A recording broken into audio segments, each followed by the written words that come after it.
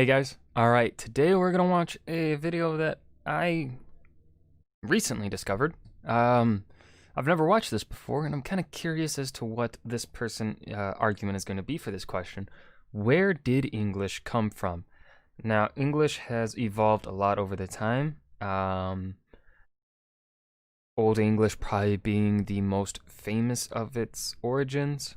And obviously Old English deriving from Germanic language group.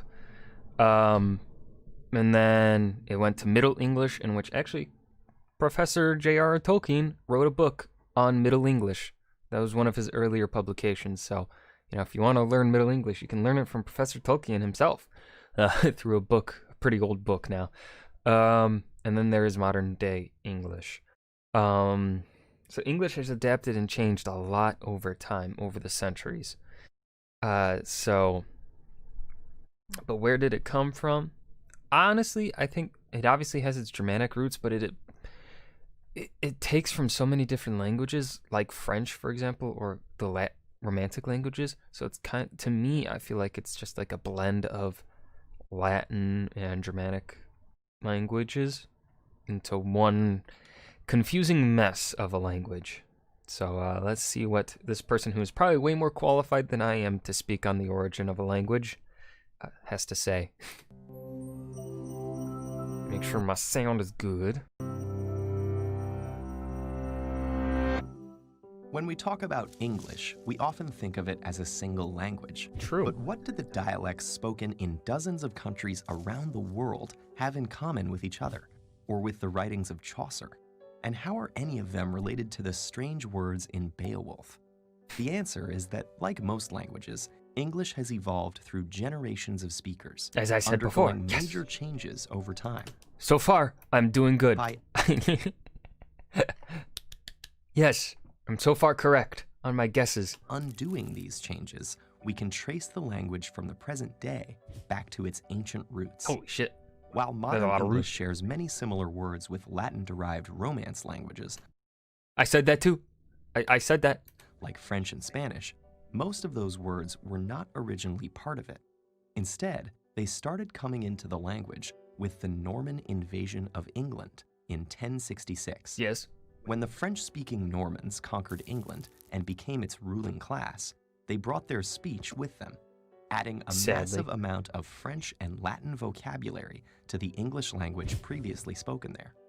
Today, we call that language Old English. This is the language of Beowulf. It probably doesn't look very familiar, but it might be more recognizable if you know some German. That's because Old English belongs to the Germanic language family. I said that too. First brought to the British Isles in the 5th and 6th centuries by the Angles, Saxons, and Jutes. The Germanic dialects they spoke would become known as Anglo-Saxon. Viking invaders in the 8th to 11th centuries added more borrowings from Old Norse into the mix. It may be hard to see the roots of modern English underneath all the words borrowed from French, Latin, Old Norse, and other languages. But comparative linguistics can help us by focusing on grammatical structure, patterns of sound changes, and certain core vocabulary. Yes. For example, after the 6th century, German words starting with P systematically shifted to a PF sound, while their Old English counterparts kept the P unchanged. In another split, words that have SK sounds in Swedish developed an SH sound in English.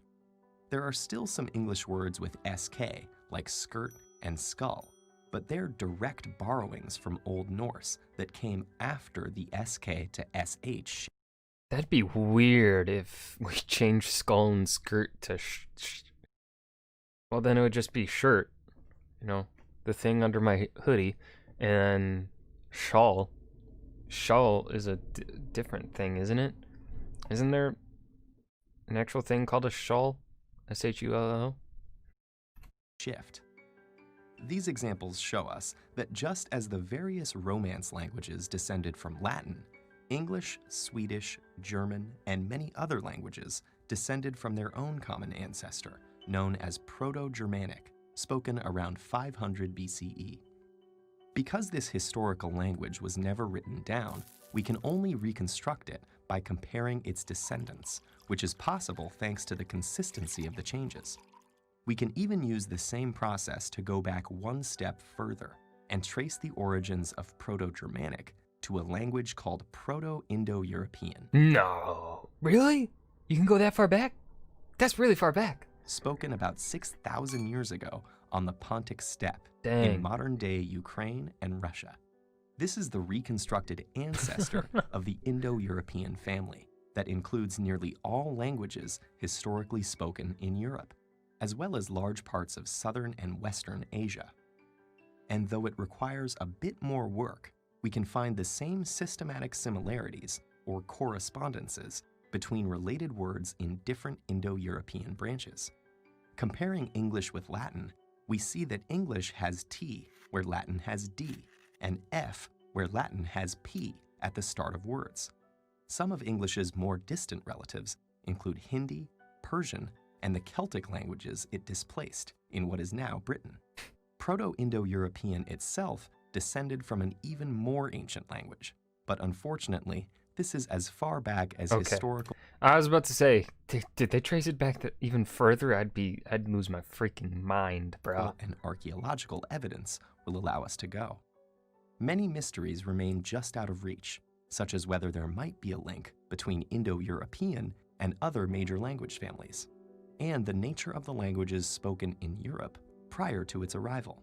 But the amazing fact remains that nearly 3 billion people around the world, many of whom cannot understand each other, are nevertheless speaking the same words shaped by 6,000 years of history.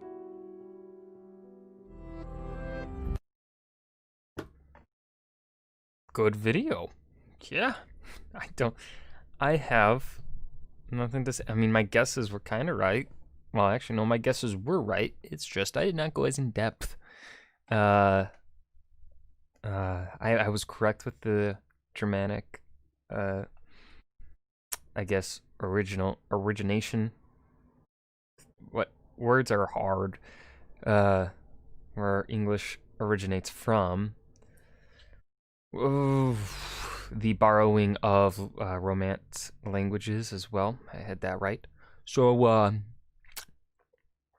I know my English pretty well, I'd say. I have nothing else to add. It was a good video, nice and sweet and short. Good lesson. I hope you guys enjoyed as well. Remember to leave a suggestion for me down below for what you want to see me react to next. I do look at all of them. I do try and see if, like, I can give a proper reaction to the videos you guys recommend. Sometimes I can't.